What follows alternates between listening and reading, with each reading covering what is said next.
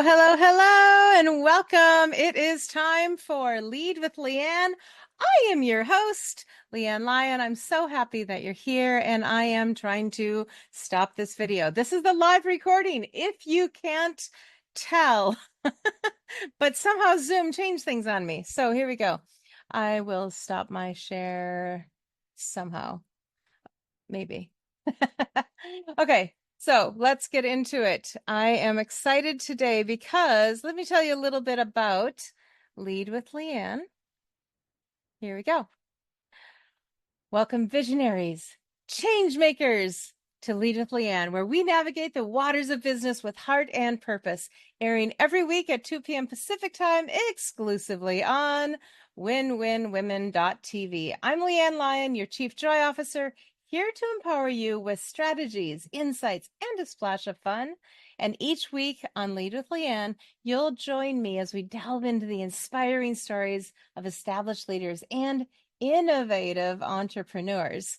We'll cover just what it takes to build a brand from scratch, lead with authority and grace, and turn business aspirations into tangible success. So, anchor down, set your sails, and let's dive into the art of joyful leadership.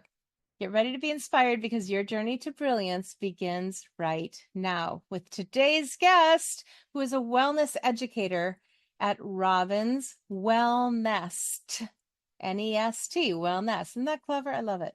So, overcoming her own health battles, she now empowers others with workshops, retreats, and coaching for holistic wellness. She offers inner fitness and nutrition for resilience and joy, plus resources like meditation, momentum, and mindful eating workshops to guide your wellness journey. So, Robin, are you there? I sure am. I'm so, Hi, LeAnn. and I am still trying to figure out how to unshare this screen, but we're going to have fun one way or the other. Can you see the Well, screen? thank you so much for having me. Yeah, I see the screen is the primary thing. Big blue thing. That's awesome. Okay, so we're going to go to standard. No, we're going to go to side by side speaker. No. This is just, in the technology. So let's talk about technology while I struggle with it. Ever Well, have any? technology is just an invitation for all the things that I teach around inner fitness, right? It's just an invitation for finding that center and that balance no matter what happens. Yes, indeed. So what should I do now while I continue to try to get this to work? Coach me. Oh, I have no idea. Kidding. I'm, 42 years old and but inside I'm like an 85-year-old late boomer. So when it comes to technology. But I don't know if down on the bottom where it says share screen, if you Oh can no, I'm just coach the inner piece. That's what I need right now. oh, this will stop other screen sharing. I think that I might be able to help you. Let me see. Yeah, it's Nope, because that will just make never. me share. First of all, it's always popped up separately. And so it's never popped into this ever before, like ever before. And let's see. Now we're changing things around, right? Okay. No. Side by side gallery, we're getting closer. What if I make it really small? We're on the right track. I'll keep working on it a little bit. So, what did I miss in my introduction, though, about you? Well, so as you said, I'm a wellness educator. It's really important to me that I lead with the fact that I'm a teacher. So I believe in igniting people's infinite growth potential that's innate within them and giving them tangible tools that they can integrate into their life. My goal is that they will not be with me for an extended period of time. My gift is to synthesize information because we are living in a world where there's just so much information, it can become very overwhelming. And I like to give people the information they need around inner fitness, which is in my business, it's meditation, mindfulness, and mindset. And then simple nutrition strategies focused around balancing blood sugar, um, as well as learning about macros and the proper ways to hydrate so that you really have that mind, body, spirit connection in ways that are accessible and empowering, to be able to navigate the world and really have lifelong wellness. Awesome. And this is something you decided to do when you were 8 or 9 years old, right? Oh, yes. Well, um, so I had initially started my professional career as a high school math teacher and then an administrator in public schools. And my own crippling mental and physical health conditions led me down the path of wellness. And it is ironic that you say, that I started it when I was 8 or 9 years old, because truth be told, and to get really deep really quick, which is something that I like to lead with, is vulnerability and authenticity, is that I'm a survivor of significant childhood trauma, and it manifested in adulthood into illness that I courageously addressed head on. And I've merged all of the different pieces that I've learned with multiple certifications, and then encompassing my background and passion for teaching, combine that all together into what I have now as a business to ignite other people's journeys that hopefully don't have the same spark that had to be ignited in the way that mine did, but to reap all of the benefits from the journey that I've had. Wow. That's a lot to go on. I mean, first of all, I'm so sorry. I am that you had to start out life a little rougher than necessary, perhaps. At the same time, I think you and I both know life happens for us, not just to us. Um, and obviously you've done something that many people can't, and I really admire and applaud the Mhm. fact that you are trying to help others get out of that same situation or to do something with it if they have the same similar history. So kudos to you. Thank you. I really appreciate that. Yes, it is. It is unfortunate. We all are dealt different hands in life, but we get to choose how we lean into those things. And, I truly believe that when you boil down each decision, it's based on fear or love. And I lean into love and into the empowerment that comes when you have awareness of why things happen and tools that you can use in your everyday life, to build off of those things. Um, I have a lot in my history, including in my adult history, that are could have been excuses for misaligned, ineffective continuation of choices. And I've chosen how to write my story in a way that there are reasons that things have happened, but I get to be that author of the story. And so, there's so many different entry points when you're on a wellness journey, but too often in our society, people are looking for fast fixes and solutions from the outside world, when so much of it, I believe in conventional care, but also being your own guide with what truly is going to best benefit you, and bringing in complementary practices so that you get to the root cause and don't just dull the symptoms, so that you can truly live a life that is rich and full, and in all seasons of life, including ones of struggle. Absolutely. I know I said I wasn't going to talk about this, but oh, well, first of all, we both have a background as being math teachers, which I always thought was really Yes.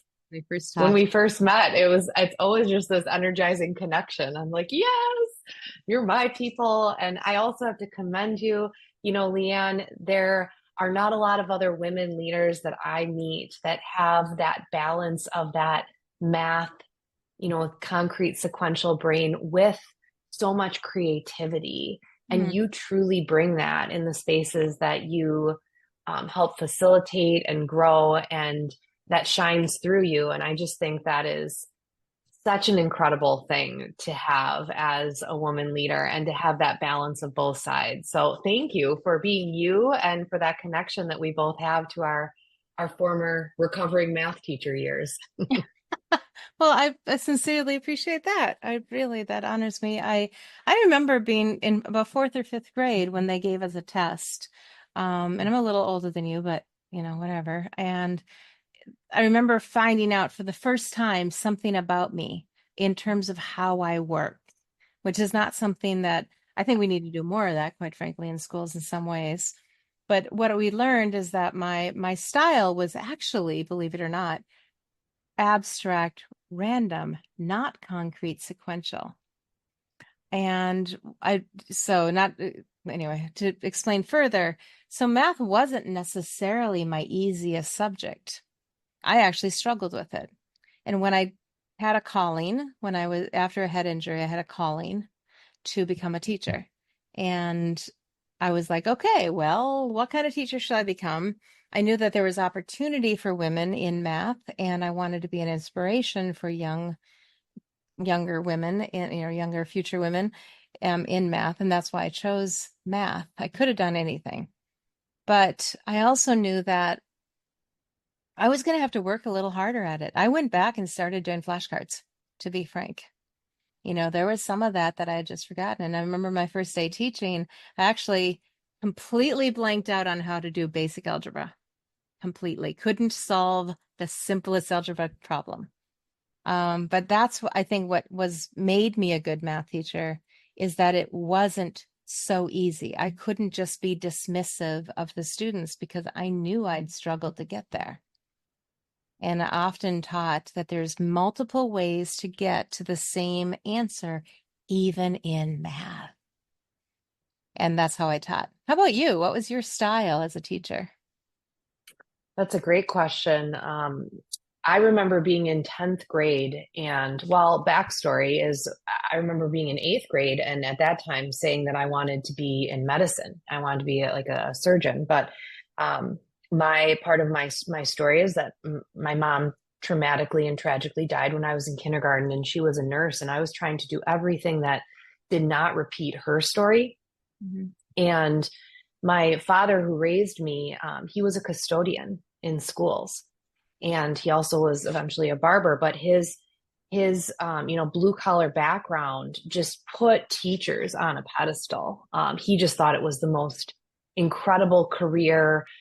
All of these women that he brought me around, because I would do the weekend shift with him occasionally, would be so kind to me. And because of all of that, and being a first generation college graduate, that seemed like a really great access point. And then in 10th grade, I had a terrible geometry teacher, and I was helping others in my class. And it wasn't, I've always had an innate gift. Like I see things in connections in like numbers and in order. But it wasn't the fact that I loved math. It was the fact that I loved people. And so after I graduated, my undergrad and I started teaching, a lot of my peers were seeking like the advanced placement classes, and I was seeking the kids who really struggled. So I have a lot of experience like in alternative learning programs, developing my own curriculum, working in an arts integration school. I wanted to get into special education, but I realized that it would be so much paperwork that I wasn't interested in that. I was interested in what is the subject area that holds the most amount of, similar to what you were saying, challenge, and also it's a gatekeeper, right? Like math is a gateway that is a key that so often we think, only a specific type of people and a specific gender has access to. And I wanted to be able to give people that key to unlock their potential. And what I can say now, looking back 20 years ago from when I started teaching on my own to now, and how that's merged obviously into a wellness teaching career, is it's that same vein around how do I meet people where they're at, right? And then help them to see their growth mindset. That's one of the pieces of inner fitness that I focus on is mindset. And as you know, as a math teacher, you were able to do that because you led with vulnerability and the understanding of the concepts from a learner who it didn't come naturally to. And there's just such power in that. when Yeah. you're not this, power over, you're working on the side with people and really helping them understand their potential. And it's so much comes through what you believe. And then in my work now, I also know that there's a synergy between how your body's hormones are balancing what you're, ingesting in, and also the space that you're creating in your mind, that inner fitness piece as well. Yeah. Again, there's always so much to unpack. You look at the elementary school teachers, the number of elementary school teachers that I coached through to pass their PTST, PSAT, I think it was whatever, the class that they had to pass to get there to even enter into teaching is about a sixth grade level math test, and they couldn't pass it.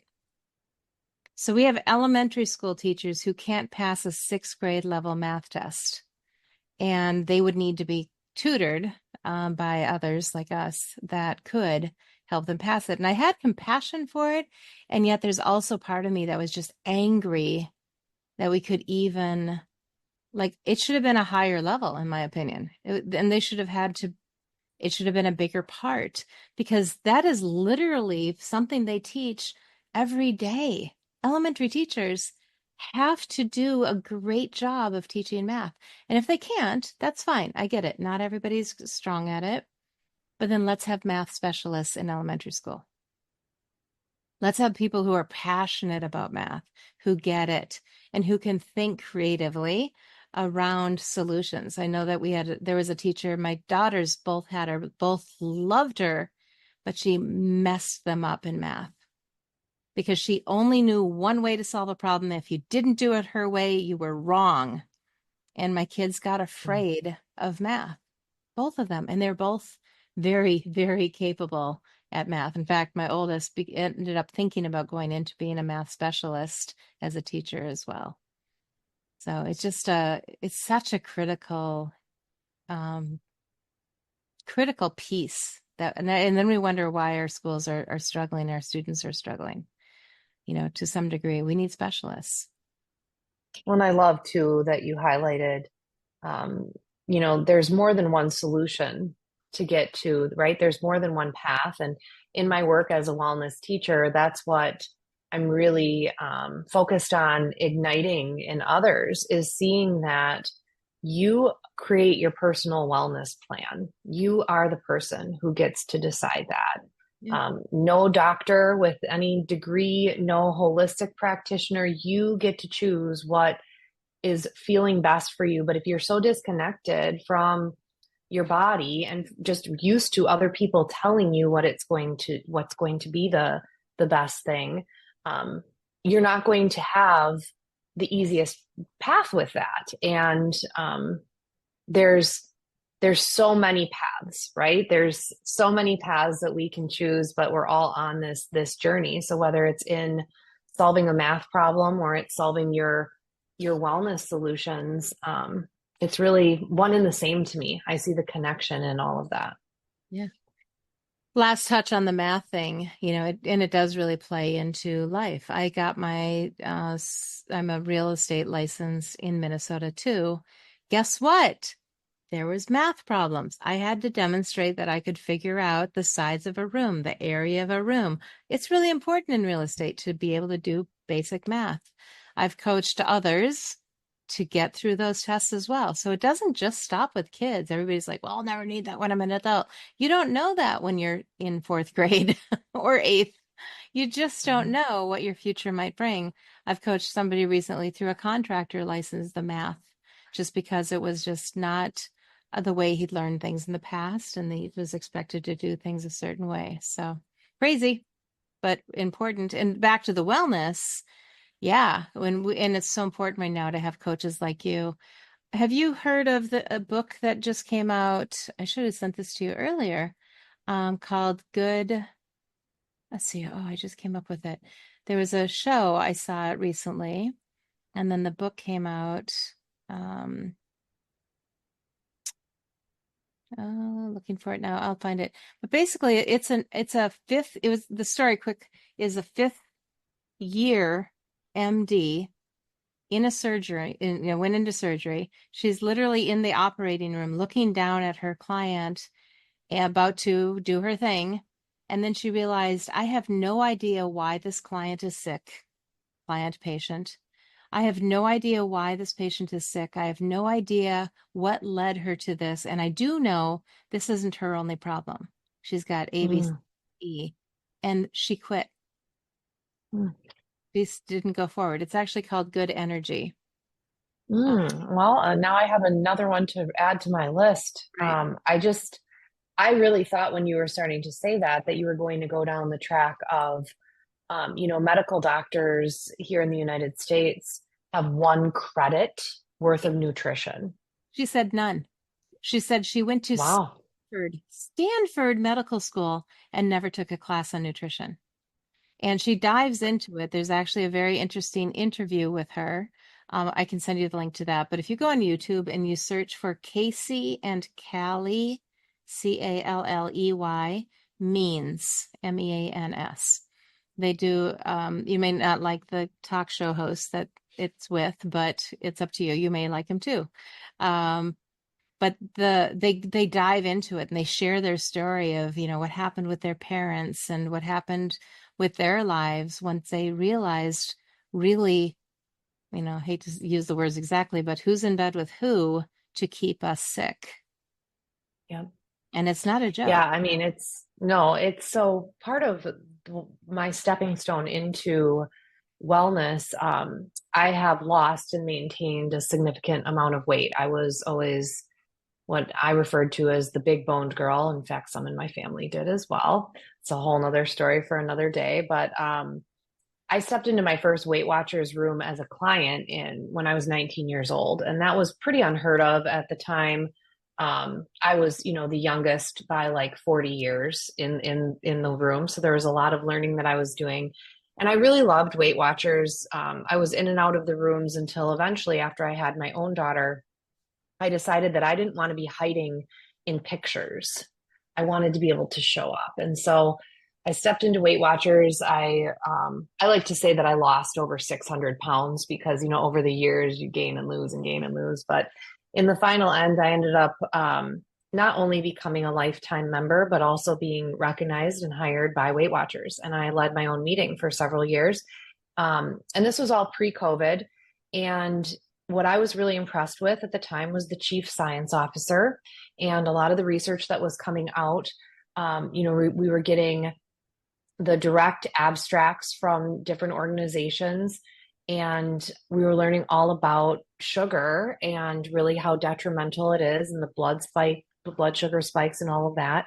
And it led me to so much learning around our food sources, how sugar came to be such a dominant factor, which actually leads to the food industry and lobbyists, and even how laws were written and the whole attack on fat trend that was in the 80s. So there's so much that it's not a simple conversation at all. And that's why I do the work that I do, because I have been relentlessly learning about all of these different areas from all of these entry points. And so when I work with clients, whether it's an individual or a group, I meet them where they're at. I have some base level curriculum, but I really teach what needs to be taught for them, more of that constructivist education standpoint, and then pulling the resources that give them really the foothold that they need to make informed decisions, because nobody needs to spend the hours or days even that I've spent looking into all of these things, but having that baseline understanding of, oh, this isn't just craziness, right? This isn't in my head. There really are deep rooted systems that are working against us. So when you're looking to live a life of lifelong wellness, you're truly being countercultural. And that doesn't mean that I'm saying that you can't live in the culture and still enjoy, your pizza and your all of these other things. There is a way to find balance, especially when you're cultivating mindfulness, mindful eating practices, intuitive eating principles, with some simple nutrition strategies. And overall, again, that's the inner fitness around your mindset, that you're agile to be able to know that we can have little slips in what our program is, right? And return back. And that there's just such a big difference when you energetically ditch diet culture and scarcity mindset and embrace the fullness that is the experience of eating, the experience of living. But it is not a quick fix. Yeah. It takes time, especially, looping back to both of our experience as a teacher. Learning something the first time is not easy, but it's much simpler than when you have to unlearn. Unlearning takes about 5 times minimum as long as learning the first time. And when we're talking about these ingrained habits around food and our mindset and our health and how we find wellness solutions, there's just so much to be able to unlearn, and to do that in gentle ways that don't then send you down another path, right? Where it's the exact opposite of what you might have been doing. So it's a delicate dance with all of that. And that's why people need wellness teachers like me to help be that guide and help them to feel supported. And really, the best way to do it all is in community with others. That's where the real learning takes place. And what's beautiful about what you're sharing is that um there can be books like this out there. There can be video and podcasts. And honestly, what those are great for is to help raise that awareness. For a person like you, it can give that third party validation of what you do, but you're the one in the trenches that's able to do the work. You're the one that can say, hey, here's this book or here's this video, watch this, and then let me guide you. But you mentioned also, and I want to jump, oh, there's so many things in my head today. Okay, subconscious, let's go there first. The subconscious, like you said, the reason it takes 5 times longer to unearth or to unlearn is because the subconscious is generally ruling, and we often just don't know how. I know in 7th grade, they taught me that the best possible after school snack was pizza because it had dairy and grains. And, if you got a meat one, you had some protein. And so that was the best after school snack ever. And I have lived on that word now for like 40 years. I'm like, going for the good snack, pizza, and now Probably Totino's pizza rolls, right? I remember like that was part of their promotional yeah, they taught videos where they that was the after school snack that was well rounded in the 90s. Yeah. yes. And for me, it was the 80s, actually. And so Yep. they were doing this, like you said, back in the 80s, teaching you that, or the food pyramid. We know that that's all messed up. They said in one statistic I remember from the book that I read already, they said 92% of the people that revamped the food pyramid in 2020, so just a couple years ago, they did take a new look at it. 92% of the contributors should have disqualified themselves because they are tied to the industry. They should have disqualified themselves. But and the statistics are just crazy. 83% of studies, oh, I can't remember that one, but I think again around 90% of studies that are started by a food company find that the study was true. But the one I love the best is the dairy one. Have you heard the dairy study? Well, there's so many. But go ahead. Yeah. So not Minnesota, but the Dairy Council went out to prove that dairy does a body good. Remember that slogan? Does a body good. So they did a study of women. They took, hundreds of women, broke them into 3 groups, did a bone density test on them. And then one group drank 1 glass of milk every day for a year. One group drank 3 glasses of milk every day for a year. One group drank no milk for a year. Which group do you think ended up with the better bones after 1 year? Well, for this study, the milk drinkers for sure. Nope. They buried that Oh, study so fast. It was oh, there you go. it was the women who drank no milk maintained better bone health. Well, they probably were strength training because that's actually what we find, making sure that you have strength training because muscles help to build your bone density, and Absolutely. DEXA scans and all of that are showing, especially for those of us that are perimenopause and menopause, the most essential thing we can do to fight osteoporosis is movement and strength training, lifting heavy weights And have in broke my accessible ways. Yeah. completely. I did break a Yeah. couple bones recently. I did go see my nurse practitioner. By the way, if you don't know the difference, go see a nurse practitioner instead of a doctor. And she immediately was like, "So maybe we should do a bone density scan on you. What do you think?" I'm like, "Yep, I think we should." Even though these were significant falls, not just like oh, I stubbed my toe and broke my foot. They were significant falls, but you can't know, and you at least need to have a baseline. Go get your bone density, know what it is. In that study, though, they said that it was really the milk. The milk actually was leaching calcium from the bones instead of putting calcium on, because there's a protein in milk that causes acid in the body. Your body has to neutralize it, and it leaches the calcium out of your bones. And that's what the study found, actually. Crazy, right? But we don't know what we don't Yeah. know because they bury it. They will not publish that, but it is out there. If you go looking, you can find it. But it's just not going to be in the mainstream media at all, anywhere. But yeah, we learned these subconscious things. I'm grateful. A neighbor girl came over and she had a little cushy, squishy, something like that. I don't know what they're called. It flips inside out. So one was a dragon and the other was a dragon fruit. And I'm like, have you ever had dragon fruit? And she said, yes. I'm like, I love your mom. Your mom is awesome. Because, again, get that variety, get that flavors into the kids. Let them try different textures if they tolerate them and so forth. But yeah, there's so much out there. When you work with clients, you said that your goal is to not have them work with you. But how long do you find, since we've already talked about it, takes a while to unlearn things? What's an average amount of time that people do work with you?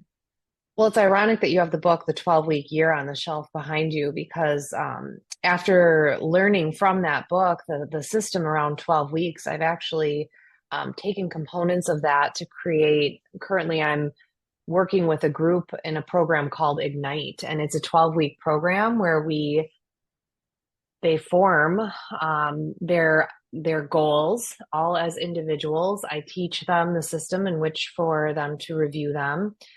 We meet each week, and really, I don't know what I need to teach when I start the program because it's through the initial interviewing of the members of the group that I then learn what specific strategies they need to have. And then I create and pull resources specific for them.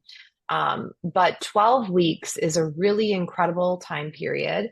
As you know, the very high level synopsis of that book is that we underestimate what we can do in a year and we overestimate what we can do in a week.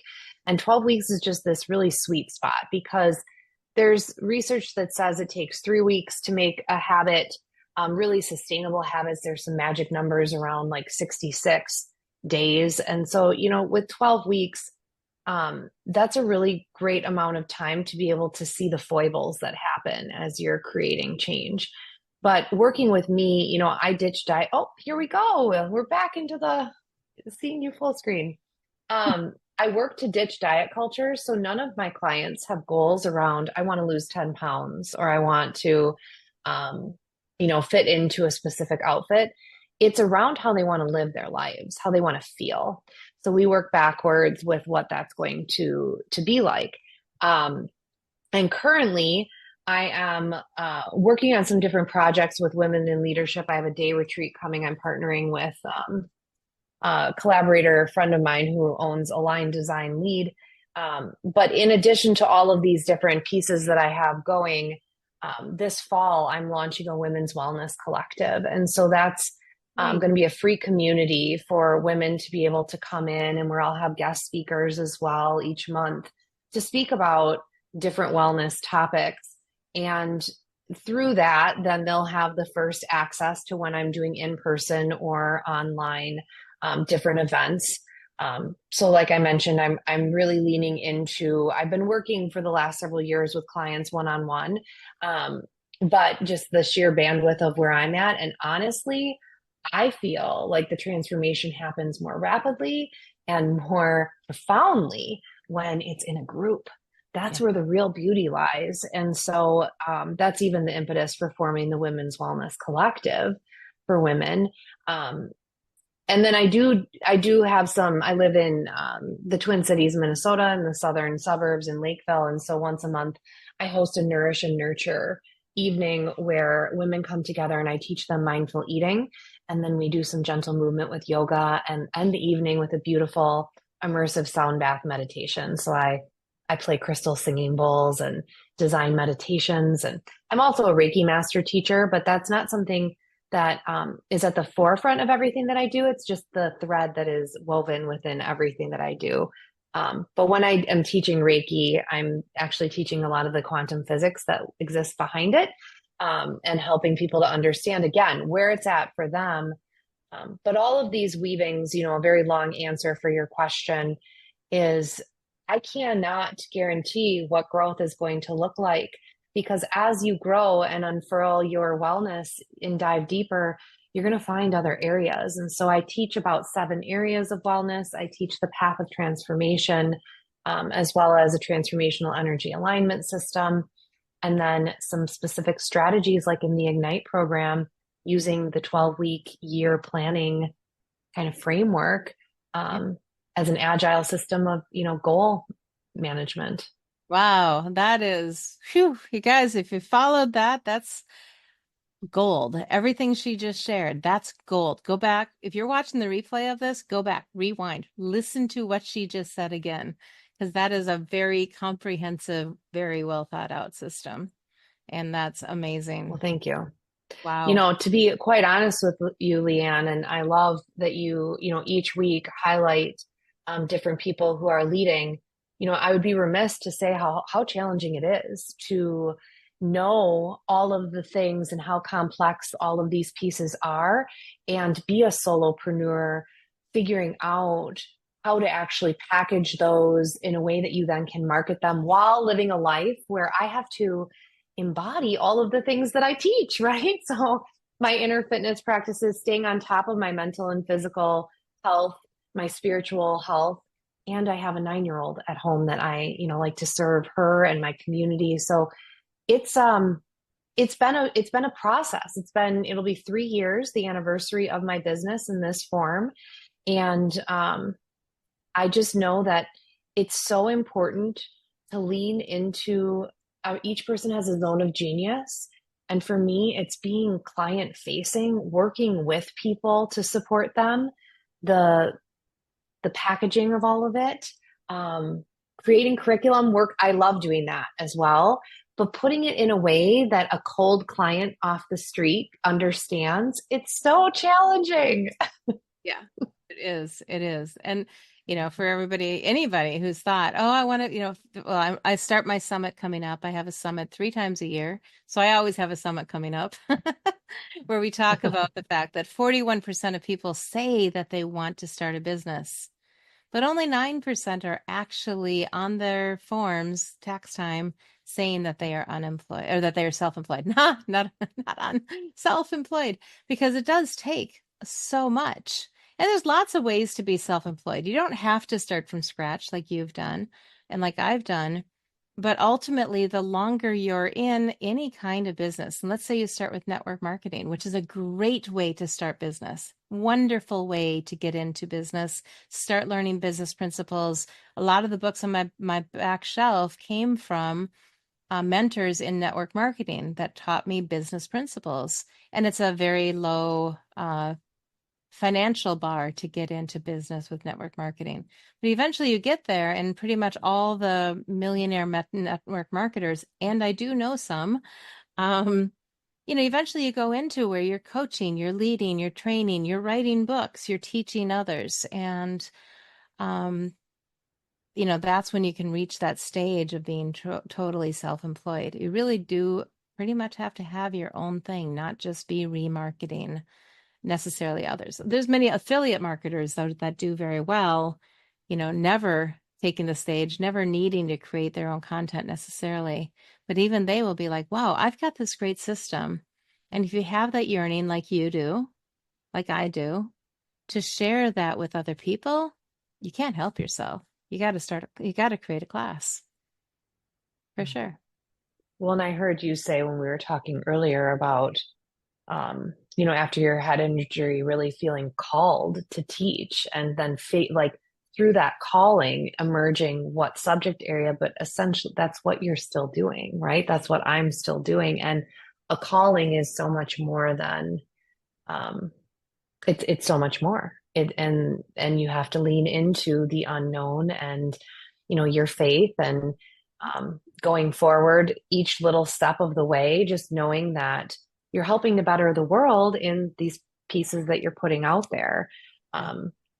But I love too, just hearing you say it's so affirming for me in where I'm at in my, journey as a entrepreneur, that it's education, right? Education in community. Because whether, there have been different groups that I have joined, including group coaching and, networking organizations, all of those, it relates back to my business. Like, what is one of the best things? And, what is a great gift that has come out of the pandemic is realizing how much isolation can be detrimental in all areas for us. And so what are ways that we can form community? Because that's really what helps us, give us that sense of safety and belonging to be able to access our higher levels of self, um, to be better business people, but also ultimately to serve the world in better ways. Yeah. So, Thank you. And I appreciate the acknowledgement. My calling was literally, I woke up from that head injury and I mean, woke up because I was out for a little bit. And I literally just prayed. I said, God, you've kept me alive through 3 accidents in 4 years, like 3 really bad, things. And I just said, you keep me here. So what do you need me to do? I mean, like, I'll lay down my life and do what you tell me to do. And that's when it came, teach. You got to go teach. And even though I didn't keep teaching because I left it in 1999, I do keep teaching because that's what we do. And you teach whether you're a business owner, you teach however you teach. But there's only been a couple times in my life when I've had a very clear directive, and two of them were last summer, both of which I've somewhat ignored to a degree. And so, to me, even this fall that I've had recently and the rest that I'm required to take to heal these bones is more like a hello, I've been telling you, you got work to do. Stop messing do around. this thing. Yeah. It's like the Listen song, up. like, okay, okay, okay. I'll start writing that book. I'll finish up those offers, and I have the time because I'm not running around right now. I am isolated, I will say. It's hard to get around right now. But I'm blessed to have a Yeah. neighborhood where the kids actually come over and hang out with me. If I sit on the front step, it doesn't take very long. I start having kids come and gravitate and talk. And I can't tell you how gratifying that is. It's truly Yeah. a beautiful thing that I have neighbors, kids, and neighbors too, but their kids come over and talk with me. And that's just such a cool feeling. And what a wonderful way to contribute. I mean, just being, right? Like how often are we being? Like we're supposed to be human beings and we're really just human doings. We're just do and go, go, go. And especially I see it in the children with the hurried pace and, even it's so different for me, at least when I grew up, we could expose ourselves to multiple sports and multiple things. And it just seems it's so intense. And the commitment from the whole family around all of those pieces. And so it is, it just warms my heart to think of you not as you're having to heal, right? But to be able to be in your community out on your porch and then have children come around, the connection that you're able to make with them, that's incredible. Oh, don't get me wrong. I put them to work. I make them water Yeah, that's incredible too. Hey, I need help watering my plants. Here's how you do it. One dad actually was like, when you want to get rid of them, just, kick them out. I'm like, no, I'm good. I don't get this. My kids are grown. I said, Yep. you go take a break. Yeah.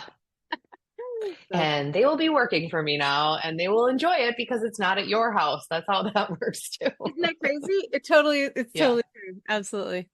Well, hey, we are just, this time has flown by. I'm loving this so much, but let's wrap up by making sure people know how they can reach you.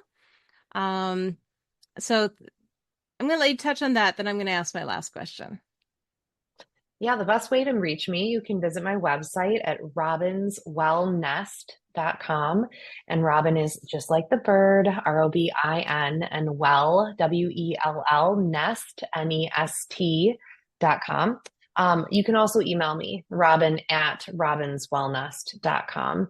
But the website is where I have most of all of the up-to-date offerings that are happening, and to get on my newsletter list so that you don't miss out on anything that's upcoming.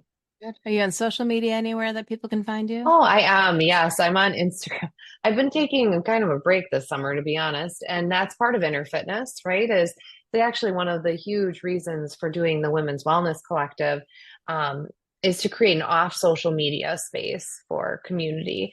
Mhm. Because there's just a lot of, it's not just about building tools, it's also about energy hygiene. And there's so much toxicity in social media, especially in an election season, but in general, just in our world, there's so much noise, and it's even if it's wellness, like a lot of people, the wellness industry is a multi-billion-dollar industry, right? So there's a lot of different noise coming at you in that area and everywhere else.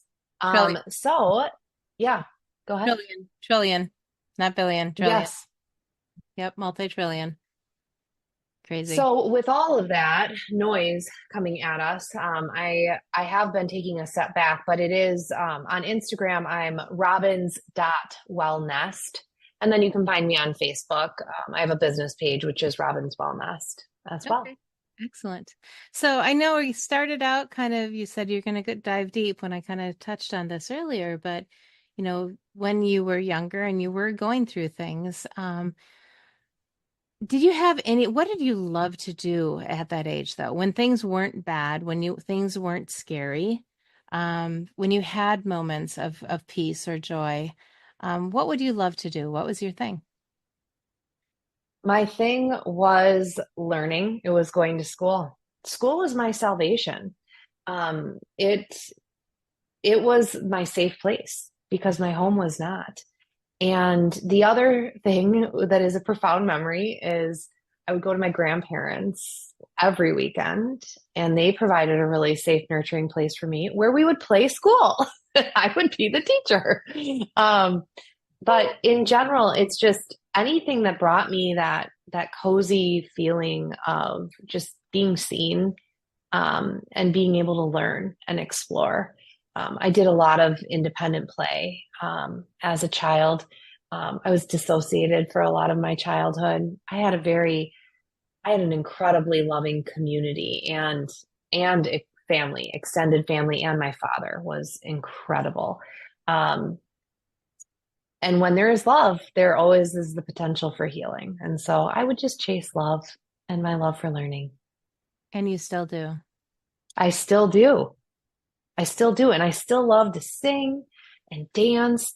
And honestly, at 42, I feel so much less inhibited than at any other time in my life. I just step into, I love your whole, I was really attracted to the joy minder, right? And just the chasing joy, um, tending to it, because that is a really powerful transformational energy.